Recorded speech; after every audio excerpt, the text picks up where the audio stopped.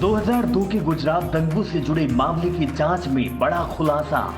मोदी सरकार गिराने की रची गई थी साजिश।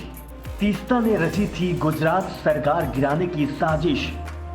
20 साल पहले सोनिया के सचिव अहमद पटेल से लिए थे 30 लाख रुपए।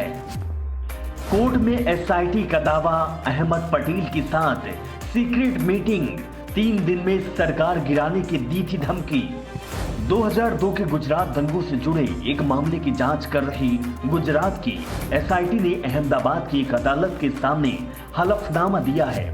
एसआईटी ने हलफनामे में कहा है कि सामाजिक कार्यकर्ता तीस्ता सीतलवाड़ एक बड़ी साजिश का हिस्सा थी और उन्होंने कांग्रेस के दिवंगत नेता अहमद पटेल की मदद से 2002 में नरेंद्र मोदी की अगुवाई वाली गुजरात की बीजेपी सरकार को गिराने की साजिश रची थी।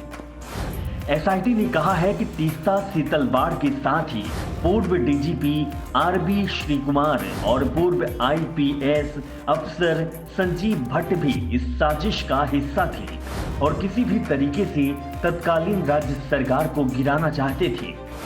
बताना होगा कि उस वक्त नरेंद्र मोदी गुजरात की मुख्यमंत्री थे।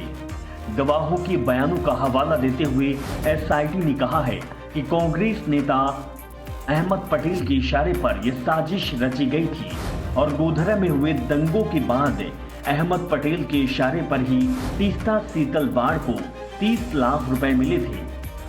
अहमदाबाद की सेशन कोर्ट के सामने दाखिल किए गए हलफनामे में एसआईटी ने कहा है कि तीस्ता सीतलवाड़ को गुजरात के एक विपक्षी राजनीतिक दल की ओर से वित्तीय सहायता और कई दूसरी तरह की मदद मिलती थी।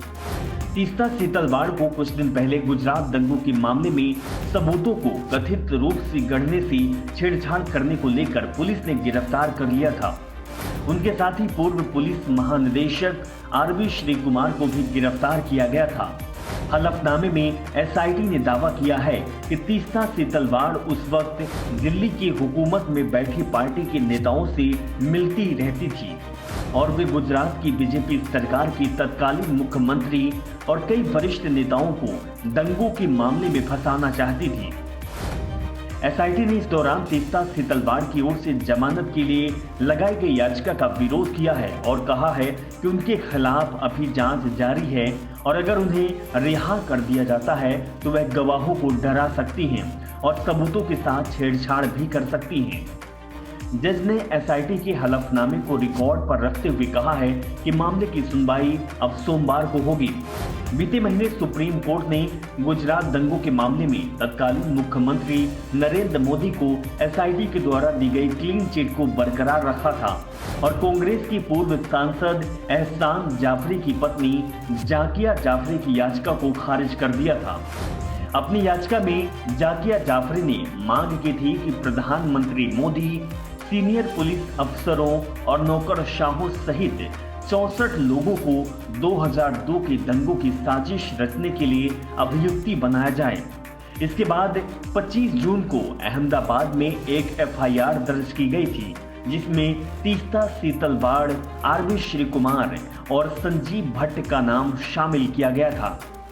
एफआईआर में कहा गया था कि इन तीनों ने ही दंगों से संबंधित फर्जी सबूत गढ़े हैं और साजिश भी रची गई है। आपको बता दें कि नया मोड़ जो आया हुआ है और इसमें बड़ा खुलासा भी एसआईटी की ओर से किया गया है कि 2002 के गुजरात दंगों में जो जांच हुई है उसमें बड़ा खुलासा जो निकल कर सामने आया है कि मोदी सरकार को गिराने की साजिश कांग्रेस पार्टी के नेता अहमद पटेल के द्वारा की गई थी और इसमें तीस्ता ने बड़ा रोल अदा किया था। और इसके साथ ये भी कहा गया कि जो 20 साल पहले सोनिया के सचिव अहमद पटेल ने 30 लाख रुपए भी तीस्ता को दिया था और साथ में एसआईटी ने भी दावा किया है कि अहमद पटेल के साथ सीक्रेट मीटिंग हुई थी। 3 दिन में सरकार को गिराने की धमकी भी तीस्ता सीतलवाड़ को दी गई थी। ब्यूरो रिपोर्ट, राष्ट्रपति न्यूज।